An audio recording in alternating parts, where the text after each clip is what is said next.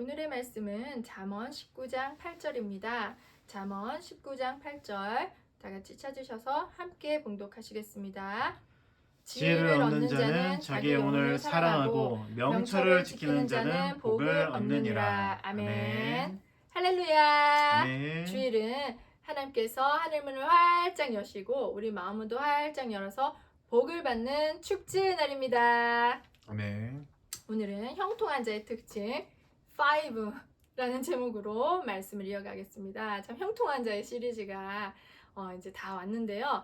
지난주까지 우리는 형통한 자의 특징을 쭉 살펴보았어요. 형통한 자는 하나님을 사랑하는 자, 그래서 그 말씀을 주야로 묵상하는 자, 또 기도하는 자, 화평케 하는 자, 우리가 하이라이트, 축복하는 자까지 살펴보았습니다. 그런데 오늘은 이 모든 형통한 자의 특징을 다 아우르는 구슬이 있다면 그것을 꿰어주는 실과도 같은 그 특징을 한번 살펴볼까 합니다. 5번째 형통한 자의 특징은 바로 지혜가 충만한 자입니다. 지혜가 충만한 자. 오늘 본문에서 지혜를 얻는 자는 자기 영혼을 사랑하고 라고 했습니다. 여기서 자기 영혼을 사랑하고를 제가 좀 이해가 잘 안 되더라고요. 그래서 영어로 한번 그냥 봤어요. 한번. 그랬더니 그 말이 loves life라고 돼 있더라고요. life라고 돼 있으니까 좀 제가 이해가 확 잘 되더라고요. 우리 life 하면은 생명이잖아요. 이 말은 어디선가 많이 들어본 것 같아요. 제가 또 우리 요한복음 통찌암송, 영어로 통찌암 정철 영어 선생님의 그것을 꾸준히 하다가 지금 띄엄띄엄 하고 있는데 거기서 제가 본 게 딱 기억이 나더라고요. 아, 라이프? 기억이 난다. 뭐였냐면 요한복음 1장 4절에서 그 안에 생명이 있었으니 이 생명은 사람들의 빛이라. 이 생명도 바로 라이프입니다. 바로 생명이라는 것이죠. 그러니까 지혜를 얻는 자는 자기 생명을 얻는 자라는 뜻이라는 거죠. 그렇게 딱 이해를 하니까 확 이해가 되더라고요. 예수님 안에 있는 생명, 이 예수님 안에 있는 생명은 지혜를 얻는 자가 가진다고 하는 것입니다. 바로 지혜와 생명이 이렇게 연결이 되는 게 느껴지지 않습니까? 지혜와 생명이 연결이 되는 것이죠. 그러니까 지혜를 얻는다는 것은 곧 생명을 얻는다는 거죠. 여러분, 생명이라는 무엇입니까? 생명은 어디에서 비롯되는 것입니까? 생명의 근원은 하나님이시죠. 맞습니다. 우리가 예수님을 통해서 지혜를 얻는다는 것은 우리 하나님의 생명을 얻는다는 것이죠. 이것은 말로 다 할 수 없는 큰 축복입니다. 우리가 생명을 얻었기 때문에 우리의 영이 살고 우리는 영원히 살 수 있는 영생의 축복을 얻었잖아요. 이 생명은 정말로 중요합니다, 여러분. 생명을 그냥 생명이구나 하고 그냥 넘기면 안 되는 것이죠. 하나님께서는 예수님을 통해서 우리 인간에게 가장 귀한 생명을 주시려고 작정을 하셨습니다. 우리 요한복음 3장 16절 다 암송하고 계시잖아요. 한번 암송해 볼까요? 하나님이 세상을 이처럼 사랑하사 독생자를 주셨으니 이는 그를 믿는 자마다 멸망하지 않고 영생을 얻게 하려 하심이라. 그러니까 하나님께서는 영생을 주려고 하시는 것이죠. 영생이라는 것은 영원한 생명 아니겠습니까? 그러므로 지혜를 얻는다는 것은 우리를 풍성한 생명, 영원한 생명으로 이끌어 간다는 것이죠.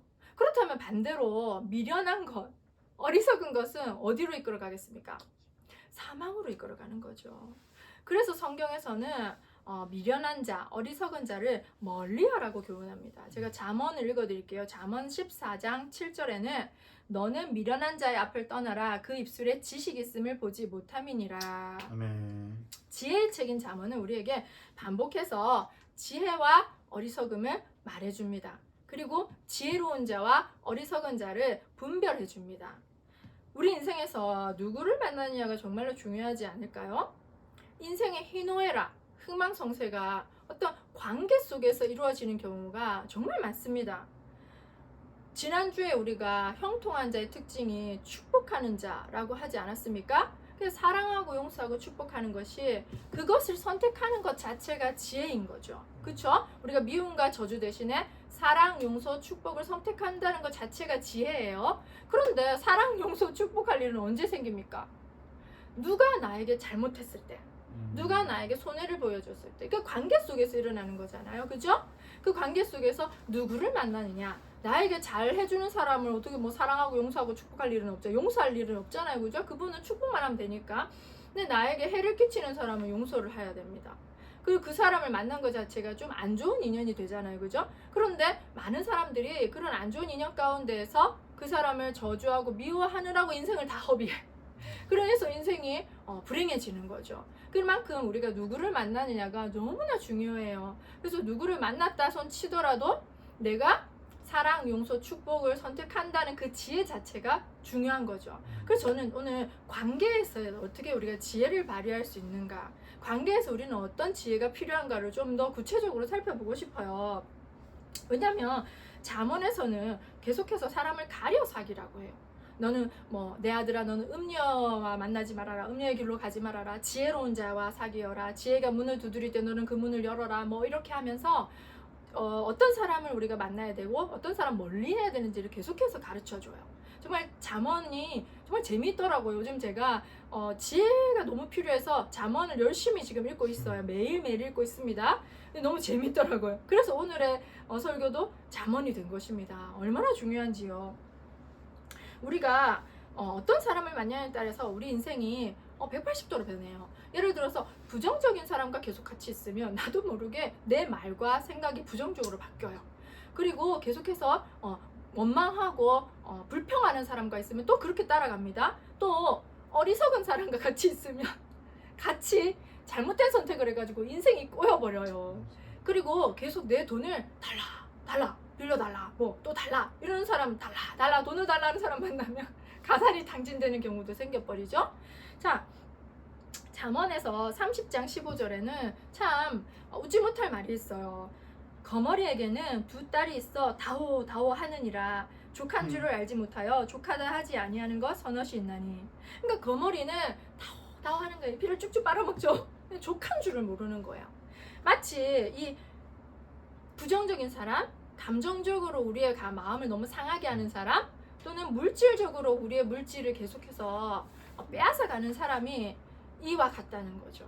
마치 밑 빠진 독에 물을 붓는 것처럼 충족함이 없는 거예요. 아무리 부어도 차지를 않아. 얼마나 사람이 진이 빠집니까? 그쵸?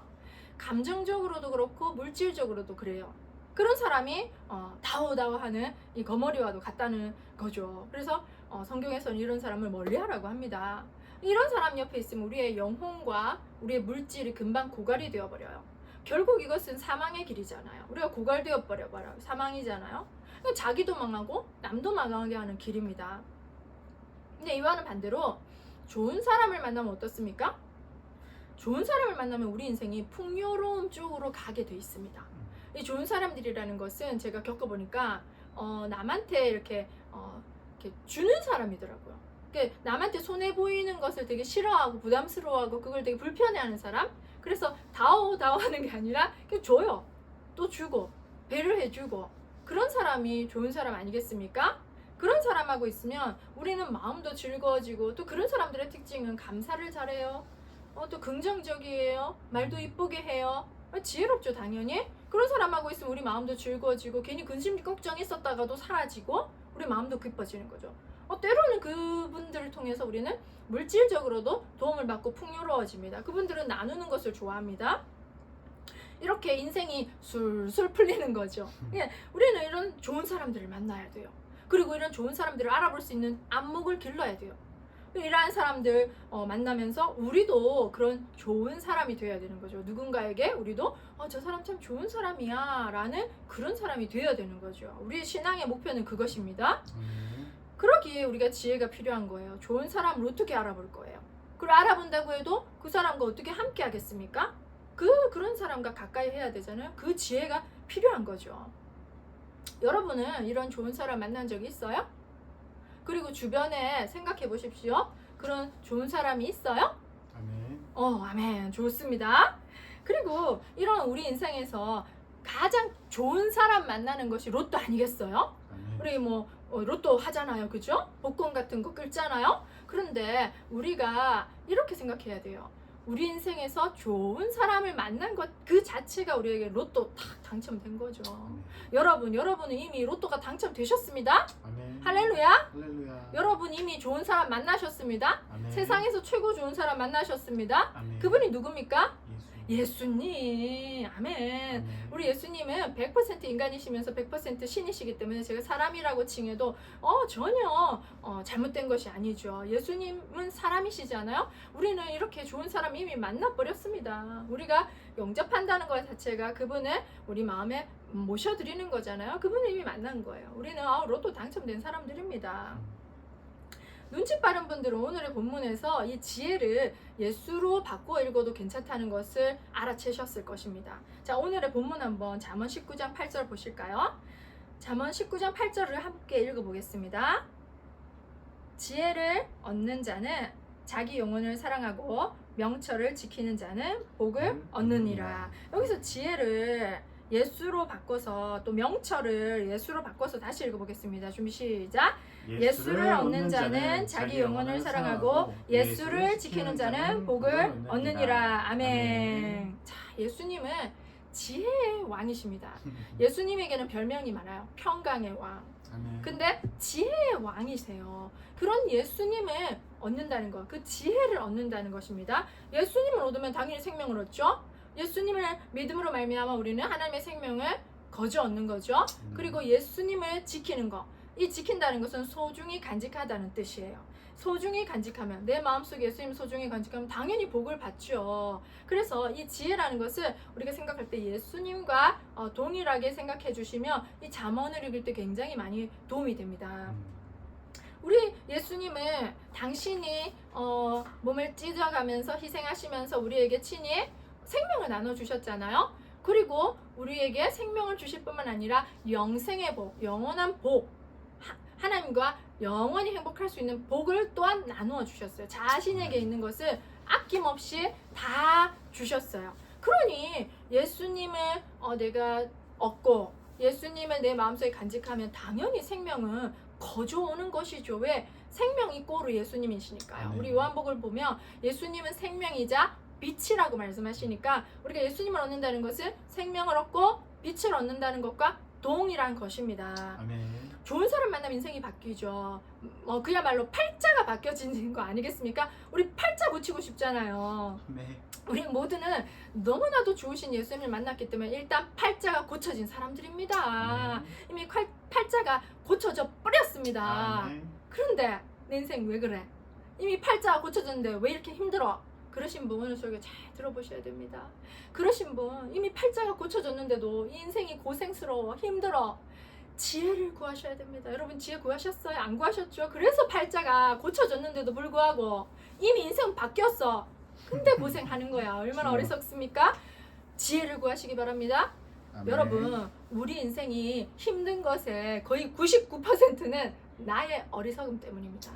제가 지혜의 책 잠언을 읽으면서 그 사실을 깨달았다는 거 아니겠습니까?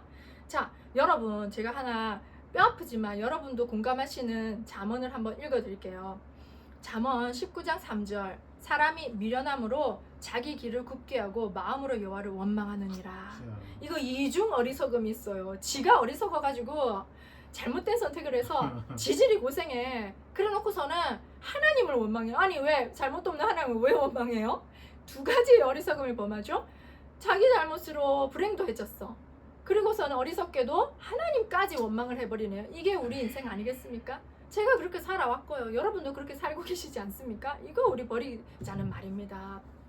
어리석음은 내 인생을 굽게 하는 것입니다. 내 인생을 망하게 하고 꼬이게 하고 불행하게 하는 거죠. 아니 그 사람 만난 거 선택한 거 내 잘못이지 뭐 하나님이 그거 만나러 했어요? 아니잖아요. 그죠? 그 길로 가는 거 내가 선택했지 하나님이 가라 했어요? 아니잖아요. 내가 지혜롭지 못해서 어리석은 그런 선택을 해버린 것입니다. 사랑하는 여러분, 우리의 어리석음은 절대로 좋은 것이 아니에요. 훈장이 아니에요. 뭐 순수하다 그거 아니에요. 버리세요. 착각입니다. 우리 어리석음은 우리 인생을 망하게 해요. 우리 어리석음 우리를 불행하게 해요. 오늘 어리석음을 버리시는 저와 여러분 되시길 축원합니다. 아멘. 오늘 이 시간 하나님께서 한량없는 지혜로 우리 어리석음을 깨트려 주시길 축원합니다. 우리 어리석음을 주님의 지혜로 씻어 주시길 축원합니다. 야고보서 1장 5절로 한번 찾아보실까요? 야고보서 1장 5절로 지혜의 말씀이죠. 야고보서 1장 5절.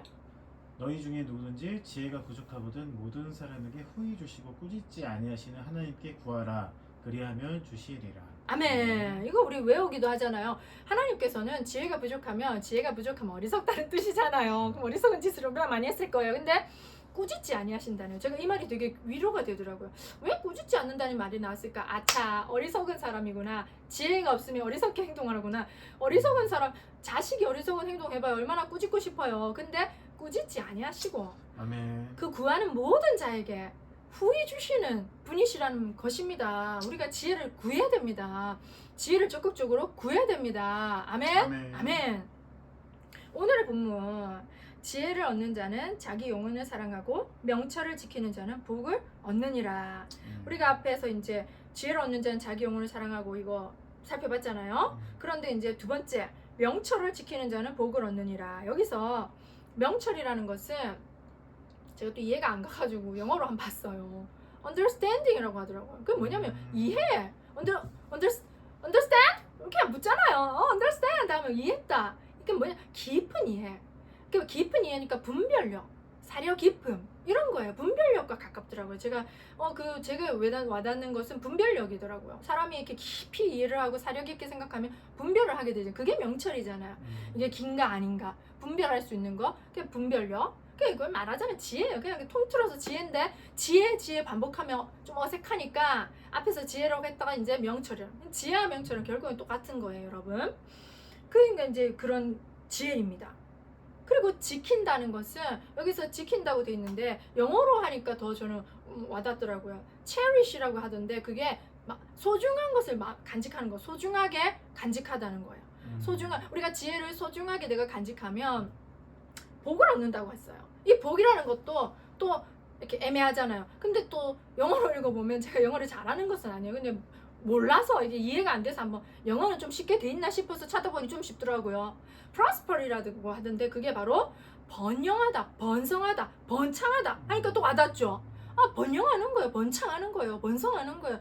이게 바로 형통 아니겠습니까? 뭐든지 다 잘 되는 거예요. 그러니까 지혜를 소중하게 간직하면, 즉 예수님을 소중하게 간직하면 모든 것이 잘 된다. 형통하다.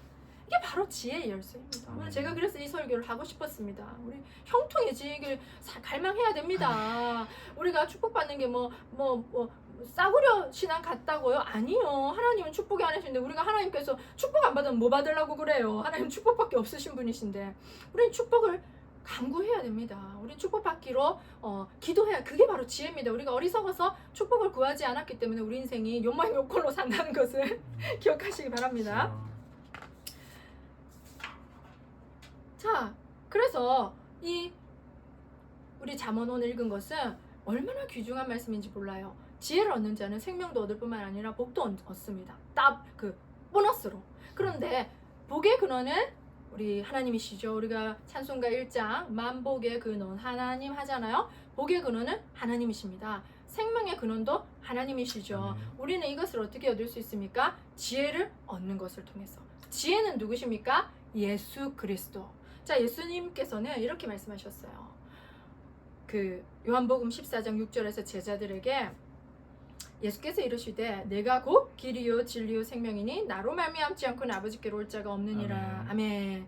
그러니까 우리가 어떻게 하는가 연결되겠습니까? 우리가 감히 예수님을 통해서, 지혜를 통해서 우리는 하나님과 연결됩니다. 연결되면 하나님의 생명이 우리에게도 오고 하나님에게 있는 축복이 우리에게 당연히 오게 돼 있는 것이죠.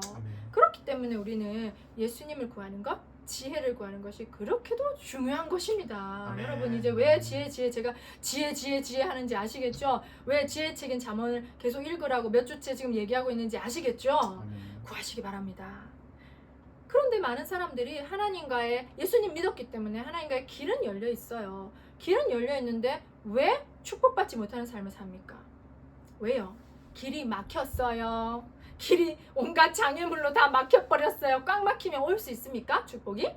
못 옵니다. 여러분 길은 열려 있어야 됩니다. 길은 닫혀 있는 게 아니라 열려 있어야 되죠. 이 길을 여는 것이 바로 지혜입니다. 우리 어리석음이 덕지 바위덩이처럼 그래서 길을 꽉 막아버려요. 우리 하나님과 우리 사이를 열린 그 길을 가로막는 것이 바로 우리의 어리석음이에요. 제가 그 사실을 깨달았습니다. 그래서 나의 어리석음이 남 탓할 것도 없어. 저 사람이 나한테 잘못해서가 아니에요. 내 어리석음이 하나님과 나 사이의 길을 가로막고 있는 거예요. 그럼 이 어리석음을 어떻게 치워야 되죠? 그 어리석음을 치우는 방법은 지혜입니다. 지혜로서 그 어리석음이 슉 떠나가요. 지혜가 임하면 어리석음 떠나가게 돼 있어요. 제가 더 쉽게 얘기해 줄까요? 빛이 임하면 어둠은 자체가 없어요. 자체가. 우리가 어둡다는 것은 빛이 없다는 거잖아요. 그러면 이렇게 어디 외출했다가 집에 들어와서 불을 탁 켜면 그건 빛이잖아요. 어둠이란 말 자체가 없어지잖아요.